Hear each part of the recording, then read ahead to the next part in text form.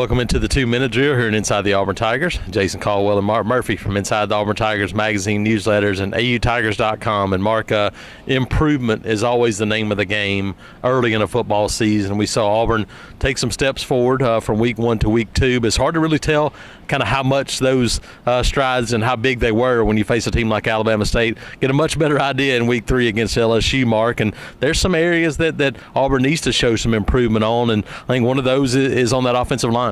I agree. Auburn is running the ball okay, I guess, but nothing special. You can't tell from the Alabama State game, but certainly offensive line can steadily improve.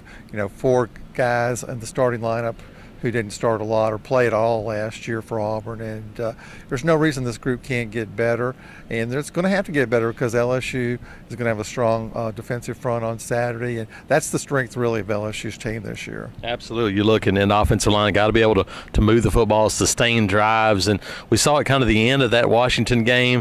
Of course, it carried over to Alabama State, but again, like I said, it's hard to really tell a whole lot about that game from other than maybe a fundamental and technique perspective. Mark, another one of the categories is something that's been a huge positive of LSU, was a negative last week for Auburn, is turnovers.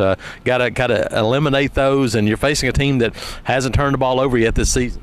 That's right. LSU, one of 3 FBS teams who've played 3 games without a turnover, and in the last couple seasons, LSU has done a good job of not beating itself with turnovers. They have very few of them. I think they have a dozen games under Coach O where they didn't have a single turnover, which is unusual.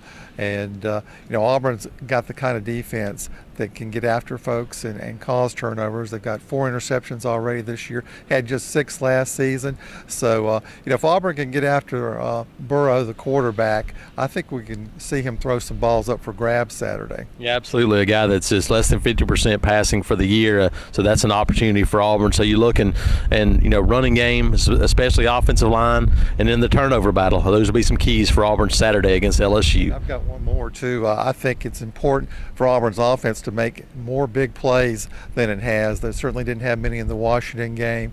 They had a couple against Alabama State, but that's a big part of what makes Auburn under Gus Malzahn. Yeah, absolutely, no question about it. The ability to get some chunk yardage plays, that's something that makes offense a lot easier, and a lot less grinding to have to be done on the offensive side of the ball. Jason Caldwell and Mark Murphy, Inside the Auburn Tigers.